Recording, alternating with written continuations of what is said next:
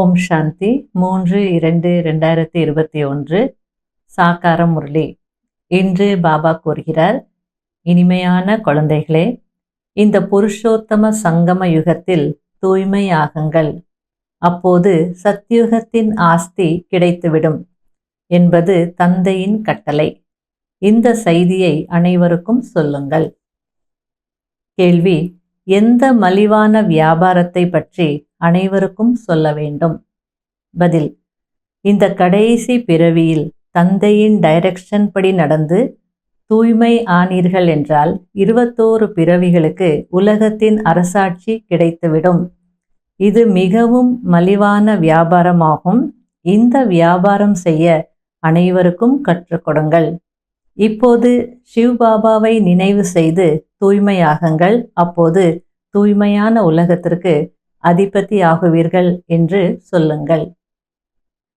இந்த முரளில பாபா, இது எவ்வளவு மலிவான வியாபாரம், இந்த கடைசி ஜென்மத்தில் கடைசி நேரத்தில் நான் இருக்கிற வரைக்கும் தூய்மையாகுங்க போதும், அப்போ நீங்கள் தூய்மையான உலகத்துடைய ஆஸ்தி அடைவீங்க அப்படின்றது புரிய வைக்கிறார். எண்ணம் சொல் செயல் மூலமாக எந்த ஒரு தலைகீழான கர்மமும் செய்யக்கூடாது. தேவதைகளுக்கு ஒருபோதும் கெட்ட எண்ணங்கள் வராது. அப்படிப்பட்ட கெட்ட வார்த்தைகளும் வாயிலிருந்து வராது. தேவதைகள் தூய்மையானவர்களாக இருந்தாங்க. அந்த குணத்தை இப்போ நாம கூட கடைப்பிடிக்கணும் அப்படின்னு புரிய வைக்கிறார். ஏன்னா இது உங்களுடைய கடைசி பிறவி. தூய்மையாகி என்ன நினைச்சீங்க அப்படின்னா 21 ஜென்மங்களுக்கு சொர்க்கத்திற்கு எஜமானர்கள் ஆயிடுவீங்க அப்படின்னு பாபா நான் ஆஃபர் கொடுக்குறேன் அப்படின்றார். மனிதர்கள் தூய்மையாக இருக்க முடியாது, அசம்பவம் என்று சொல்றாங்க. அதுக்கு பாபா சொல்றார், பரம்பிதா பரமாத்மா உங்களுடைய உதவியாளராக இருக்கிறார், உதவி செய்துட்டு இருக்கிறார், தூய்மையாக்கிட்டு இருக்கிறார் அப்படின்றது அவங்களுக்கு தெரியாது இல்லையா? அதனால அப்படி சொல்றாங்க. வரதானத்தில் பாபா ஒரு விஷயத்தை புரிய வைக்கிறார். அவகுணம் இருக்கிறவங்க அவகுணத்தில் எவ்வளோ உறுதியாக இருக்காங்களோ அது போல நீங்கள் குணத்தில் உறுதியாக இருங்க. அவகுணம் உடையவர்களிடமிருந்து கூட குணத்தை எடுத்துக்கோங்கன்னு சொல்கிறார். அவகுணத்திலையும் குணத்தை பார்க்கணும், ப்ராக்டிஸ் பண்ணுங்க, குணகிராகி ஆகுங்க. அப்போதான் ஆடாது அசையாது இருக்க முடியும். ஓம் சாந்தி. தந்தையிடமிருந்து இப்போது எல்லையற்ற ஆஸ்தி பெற வேண்டும் என்று கண்காட்சி அல்லது மேளாவில் ஷோ காட்டுகிறீர்கள் அல்லது சித்திரங்களை வைத்து மனிதர்களுக்கு புரிய வைக்கிறீர்கள். எந்த ஆஸ்தி? மனிதரிலிருந்து தேவதை ஆகுவதற்கான ஆஸ்தி, அதாவது எல்லையற்ற தந்தையிடமிருந்து அரை கல்பத்திற்கு சொர்க்கத்தின் ராஜ்யத்தை எப்படி அடைவது என்பதை புரிய வைக்க வேண்டும் என்று ஆன்மீக தந்தை புரிய வைக்கிறார். தந்தை வியாபாரியாக இருக்கிறார். அவரோடு இந்த வியாபாரம் செய்ய வேண்டும். தேவி தேவதைகள் தூய்மையாக இருப்பார்கள் என்பது மனிதர்களுக்கும் தெரியும். பாரதத்தில் எப்போது சத்தியுகம் இருந்ததோ அப்போது தேவி தேவதைகள் தூய்மையாக இருந்தார்கள். சொர்க்கத்தை ஸ்தாபனை செய்யும் தந்தையை தவிர வேறு யாரும் இப்படிப்பட்ட ஒரு பிராப்தியை செய்விக்க முடியாது. எவ்வளவு உயர்ந்த சொர்க்கத்தின் ஆஸ்தியை எவ்வளவு மலிவாக கொடுக்கிறார். இது உங்களுடைய கடைசி பிறவி. எதுவரை நான் இங்கு இருக்கிறேனோ அதுவரை தூய்மையாகுங்கள் என்று மட்டும் சொல்கிறார். தூய்மையாக மாற்றதான் நான் வந்திருக்கிறேன். ஆகையால் இந்த கடைசி பிறவியில் நீங்கள் தூய்மையாக மாறுவதற்கான முயற்சி செய்தால் தூய்மையான உலகத்தின் ஆஸ்தி பெறுவீர்கள். எனவே தூய்மையாகுங்கள் என்பது தந்தையின் கட்டளை என்று இப்படியும் குழந்தைகள் புரிய வைக்க வேண்டும் என்ற சிந்தனை தந்தைக்கு வந்தது. இது தூய்மையாகுவதற்கான புருஷோத்தம சங்கம யுகமாகும். உத்தமத்திலும் உத்தமமான மனிதர்கள் இந்த தேவதைகள். குழந்தைகள் நன்மை செய்வதற்காக செலவும் செய்யதான் வேண்டும். செலவில்லாமல் ராஜ்யம் ஸ்தாபனை ஆக முடியாது. குழந்தைகள் அவசியம் தூய்மையாக மாற வேண்டும். மனம் சொல் செயலால் எந்த விதமான தலைகீழான காரியத்தையும் செய்யக்கூடாது. தேவதைகளுக்கு ஒருபோதும் எந்த விதமான கெட்ட எண்ணங்களும் வருவதில்லை. வாயிலிருந்து அப்படிப்பட்ட வார்த்தைகள் எதுவும் வருவதில்லை.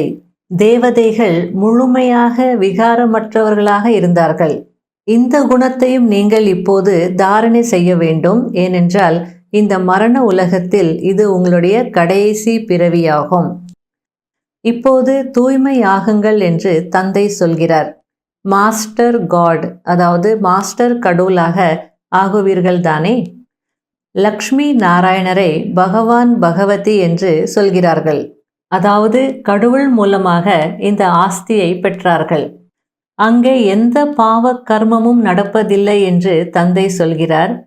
இங்கே பாவ கர்மம் நடக்கிறது. ஏனென்றால் இது ராவண ராஜ்யம். இப்போது மீதமிருக்கும் வாழ்நாளில் தூய்மையாகுங்கள் என்று தந்தை சொல்கிறார். உறுதிமொழி கொடுக்க வேண்டும். தூய்மையாகி என்னுடன் புத்தி யோகத்தையும் வைக்க வேண்டும். அதனால் உங்கள் ஜென்ம ஜென்மத்தின் பாவங்கள் அழிந்து போகும். அப்போதுதான் நீங்கள் 21 பிறவிகளுக்கு சொர்க்கத்தின் எஜமானர்களாக ஆகுவீர்கள். தந்தை ஆஃபர் செய்கிறார். எனவே இந்த விஷயங்கள் குழந்தைகளுக்குள் தாரணையாக வேண்டும். இந்த கடைசி பிறவியில் மட்டும் தூய்மையாக இருப்பதால், சிவபாபாவின் நினைவில் இருப்பதால் நீங்கள் தமோ பிரதானத்திலிருந்து சத்தோ பிரதானமாக மாறிவிடுவீர்கள். எவ்வளவு மலிவான வியாபாரமாக இருக்கிறது! வாழ்க்கையையே மாற்றி விடுகிறது, புரட்டி போட்டு விடுகிறது. தனிமையில் அமர்ந்து இப்படியெல்லாம் சிந்தனை செய்ய வேண்டும். தூய்மையாக இருப்பது முடியாத காரியம் என்று ஒரு சிலர் சொல்கிறார்கள். தந்தைதான் தூய்மையாக மாற்றுகிறார். உங்களுக்கு உதவி செய்பவர் பரம்பிதா பரமாத்மா என்பது யாருக்கும் தெரியாது. ஆகையால்தான் முடியாது என்று சொல்கிறார்கள். இதன் மூலம் அடையக்கூடிய பதவி மிகவும் உயர்ந்தது. அதற்காக இங்கு தைரியம் அளிக்கப்படுகிறது என்பதும் அவர்களுக்கு தெரியாது. இந்த மாயா என்ற 5 விகாரங்கள் மீது வெற்றி அடைவதால் உலகத்தை வென்றவர்களாக ஆகிறீர்கள். இன்று உங்களுக்கு ஆழமான விஷயங்களை புரிய வைக்கிறேன் என்று தந்தை சொல்கிறார். ஆகையால் மிகுந்த யுக்தியோடு புரிய வைக்க வேண்டும். பாம்பும் சாக வேண்டும், தடியும் உடையக்கூடாது. யோகத்தில் இருப்பவர்களுக்கு உரிய நேரத்தில் உதவி கிடைக்கிறது. சில நேரம் புரிய வைப்பவரை விட கேட்பவர் தந்தைக்கு அன்பானவர் என்றால் தந்தை சுயம் அவரே அமர்ந்து புரிய வைத்து விடுவார். இந்த கடைசி பிறவியில் தூய்மையானால் நான் கேரண்டி கொடுக்கிறேன், நாடகத்தின் திட்டப்படி நீங்கள் 21 பிறவிகளுக்கு ஆஸ்தி பெற முடியும் என்று பாபா சொல்கிறார். சேவை செய்ய வேண்டும் என்ற ஆர்வம் யாருக்கு இருக்கிறதோ அவர்கள் நான் சென்று புரிய வைக்க வேண்டும் என்று புரிந்து கொள்வார்கள். புரிந்து கொண்டு ஓட வேண்டும் என்று பாபா சொல்கிறார். தந்தை ஞான கடலாக இருக்கிறார். அவர் எவ்வளவு ஞான மழையை பொழிந்து கொண்டே இருக்கிறார். யாருடைய ஆத்மா தூய்மையாகிறதோ அவருக்கு தாரணையும் ஆகும். தனது பெயரை பிரபலமாக்கி காட்டுகிறார்கள். தந்தை வந்து அழியாத ஞான ரத்னங்களின் தானம் கொடுக்கிறார். முயற்சி செய்வதற்கான நேரமும் இதுதான். எந்த அளவு சிவபாபாவை நினைவு செய்கிறீர்களோ அந்த அளவு பாவமும் விரைவில் அழிந்து போகிறது.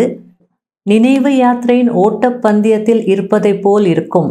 அதாவது நான் ஜெயிக்கணும், என்னுடைய லட்சத்தை அடையணும் அப்படின்ற அந்த ஒரு வேகம் இருக்கும். இந்த படிப்பு ஒன்றும் நீண்டது இல்லை. தூய்மையாக மட்டும் இருக்க வேண்டும். தெய்வீக குணங்களை தாரணை செய்ய வேண்டும். இது மிகவும் சகஜமானது.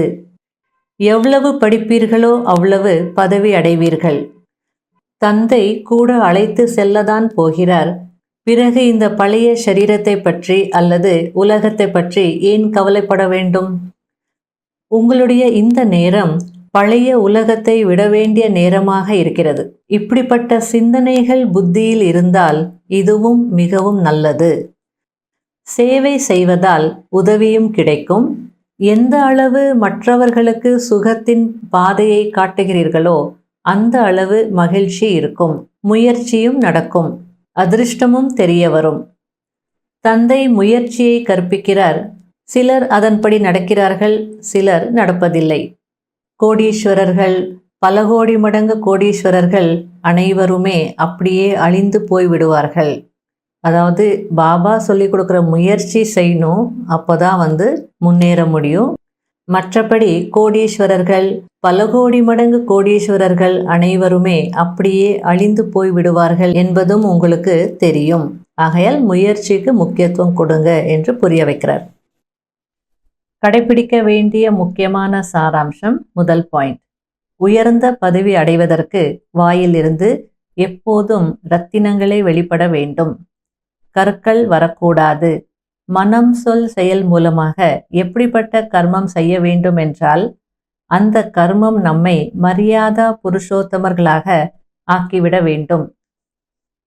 இரண்டாவது பாயிண்ட், இந்த கடைசி பிறவியில் தூய்மையாகுவதற்கான உறுதிமொழி எடுக்க வேண்டும். தூய்மையாகுவதற்கான யுக்தியை அனைவருக்கும் சொல்ல வேண்டும். வரதானம், சதா நன்மை செய்யும் பாவனை மூலமாக குணங்களை கிரகிப்பவர் ஆகக்கூடிய ஆடாதவர், அசையாதவர் ஆகுங்கள். உங்களுடைய மனநிலையை ஆடாததாக, அசையாததாக ஆக்குவதற்கு குணங்களை கிரகிப்பவர் ஆகுங்கள். ஒருவேளை ஒவ்வொரு விஷயத்திலும் குணங்களை கிரகிப்பவராக இருந்தால் தடுமாற்றத்திற்கு ஆளாக மாட்டீர்கள். குணங்களை கிரகிக்கக்கூடியவர் என்றால் நன்மை செய்யும் பாவனை உடையவர். அவகுணங்களிலும் குணங்களை பார்ப்பதே குணங்களை கிரகிப்பது என்று சொல்லப்படுகிறது. ஆகையால் அவகுணங்கள் உடையவர்களிடமிருந்தும் குணத்தையே எடுத்துக்கொள்ளுங்கள். அவர்கள் எப்படி அவகுணத்தில் உறுதியாக இருக்கிறார்களோ அதுபோல் நீங்கள் குணத்தில் உறுதியாக இருங்கள். குணங்களை கிரகிக்கக்கூடியவர் ஆகுங்கள், அவகுணங்களை அல்ல. ஸ்லோகன், தன்னிடம் இருக்கும் அனைத்தையும் தந்தையிடம் அர்ப்பணம் செய்து சதா லேசாக இருப்பவரே ஃபரிஷ்தா ஆவார். ஓம் சாந்தி. இன்றைய முயற்சிக்கான பாயிண்ட், காலத்தின் அழைப்பை உணர வேண்டும். இந்த ரீசெண்ட் முரளியில், அவ்வியக்த முரளியில் பாப்தாதா என்ன சொன்னார்? அந்த காலத்தினுடைய அழைப்பு கேட்குதா, பக்தர்களுடைய அழைப்பு கேட்குதா அப்படின்னு கேட்டார். அப்போ காலத்தினுடைய அழைப்பு என்றால் என்ன? காலத்தின் அழைப்பு நமக்கு என்ன உணர்த்துறது?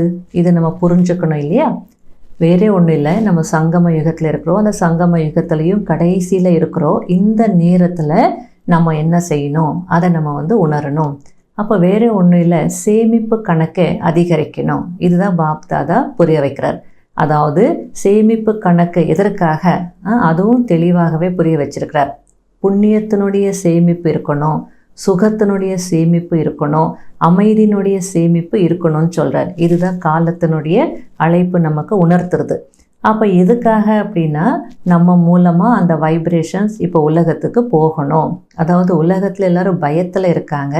அப்போ நாம் பயமற்றவர்களாகி, நம்மக்கிட்ட நிறைய அந்த புண்ணியத்தினுடைய சேமிப்பு இருந்ததுன்னா நாம் எந்த நிலையில் இருப்போம்? பயமற்றவர்களாக இருப்போம். அப்போ நாம் அந்த பயமற்றவர்களாக இருந்தால்தான் மற்ற ஆத்மாக்களையும், உலகத்தில் இருக்கக்கூடிய ஆத்மாக்களையும் பயமற்றவர்களாக நம்ம ஆக்க முடியும் இல்லையா? அதுபோல் அமைதி கொடுக்கணும். அமைதியினுடைய வைப்ரேஷன்ஸ் நம்மிடம் இருந்து போகணும். ஏன் அப்படின்னா அவங்க அசாந்தியில் இருக்கிறாங்க, அலைஞ்சிட்டு இருக்காங்க. சுகத்தினுடைய வைப்ரேஷன்ஸும் போகணும். அப்போ தினமும் நம்ம நாளைக்கு இன்னைக்கு நைட்டே நம்ம ப்ரோக்ராம் போடணும். அமிர்த வேளையில் இருந்தே நான் என்ன பண்ணணும், அதாவது எந்த ஸ்வரூபத்தில் இருந்து நான் உலகத்துக்கு என்ன கொடுக்கணும், இன்றைய நாள் முழுவதும் நான் என்ன வைப்ரேஷன்ஸ் பரப்பிட்டே இருக்கணும். அப்போ அந்த வைப்ரேஷன்ஸ் பரப்பணுன்னா ஒன்று ஸ்டாக் இருக்கணும், இன்னொன்று அந்த ஸ்வரூபம் எமர்ஜ் ரூபத்தில் இருக்கணும். ரெண்டு இருந்தால்தான் நம்முடைய உணர்வுகள் உலகத்துக்கு போகும். அப்போ தான் பரப்ப முடியும். அப்போ மற்ற ஆத்மாக்கள் அதை அடைவாங்க. இப்படி நாம் ஆன்மீக அதிசயத்தை காட்டணும் அப்படின்றார் பாபா. இதுதான் நேரத்தினுடைய அழைப்பு நமக்கு உணர்த்துறது. அதே நேரத்தில் பாபா இன்னொரு ரகசியமும் புரிய வச்சிருக்கிறார். அதாவது ஒவ்வொரு பிராமண ஆத்மாவுடைய கடமை என்ன, அதுவும் நம்ம உணரணும் இல்லையா? ஒவ்வொரு பிராமண ஆத்மாவுக்கும் அந்த கடமை இருக்குது, வைப்ரேஷன்ஸை பரப்பக்கூடிய கடமை இருக்குது. இது செய்யாத வரைக்கும் நம்ம வீட்டுக்கு திரும்பி போக முடியாது. ஆகையால் அவசியம் இந்த விஷயத்திற்கு முக்கியத்துவம் கொடுக்கணும், பிளான் பண்ணணும், அந்த ஸ்வரூபத்தில் இருக்கணும், நாம் கூட சேமிக்கணும், அதே நேரத்தில் மற்றவங்களுக்கும் கொடுக்கணும். அதனால் காலத்தினுடைய அழைப்பை உணருங்க அப்படின்னு பாபா, அல்லது கேளுங்க அப்படின்னு பாபா இந்த ரீசெண்ட் முறையில் சொல்லியிருக்கிறார். இந்த முயற்சி நம்ம செய்யணும் இன்றைய நாள் முழுவதும். ஓம் சாந்தி.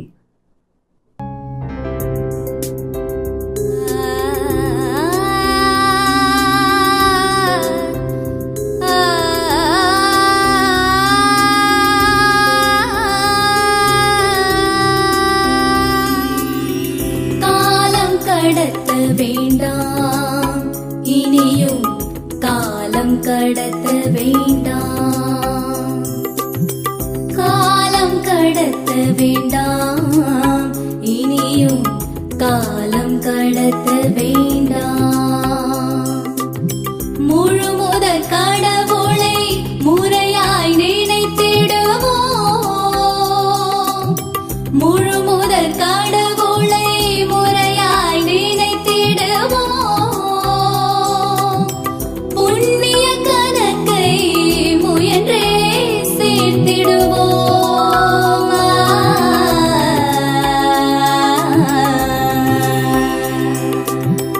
காலம் கடத்த வேண்டாம், இனியும் காலம் கடத்த வேண்டாம். ஓம் சாந்தி, ஓம் சாந்தி, ஓம் சாந்தி, ஓம். ஓம் சாந்தி, ஓம் சாந்தி, ஓம் சாந்தி, ஓம். ஓம் சாந்தி, ஓம். ஓம் சாந்தி, ஓம். ஓம் சாந்தி, ஓம் சாந்தி, ஓம் சாந்தி, ஓம்.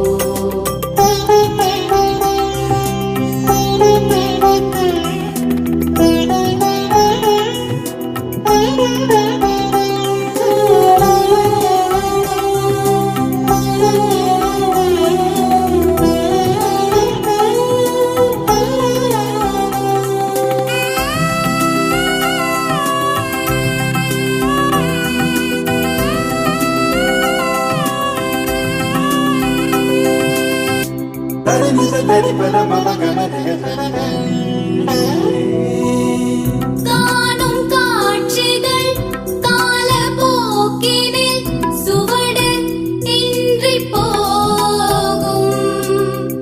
காணும் காட்சிகள் காலப்போக்கினில் சுவடு இன்றி போகும். நீரின் மீது காற்றின் குமிழாய் வாழும் வாழ்க்கையாகும். தியானம் செய்திடும் உள்ளங்களே, தியானம் செய்திடும் உள்ளங்களே தூய்மையாகுமே. பாபாவின் நினைவு நம்மை சேர்க்குமே. ஓம் சாந்தி, ஓம் சாந்தி, ஓம் சாந்தி, ஓம். ஓம் சாந்தி, ஓம் சாந்தி, ஓம் சாந்தி, ஓம். ஓம் சாந்தி, ஓம். ஓம் சாந்தி, ஓம். ஓம் சாந்தி, ஓம் சாந்தி, ஓம் சாந்தி, ஓம். காலம் கடத்த வேண்டாம், இனியும் காலம் கடத்த வேண்டாம். காலம் கடத்த வேண்டாம், இனியும் காலம் கடத்த வேண்டாம். முழு முதற் கடவுளை முறையாய் நினைத்திடுவோம். முழு முதற் கடவுளை முறையாய் நினைத்திடுவோம். புண்ணிய கணக்கை முயன்றே சேர்த்திடுவோம்.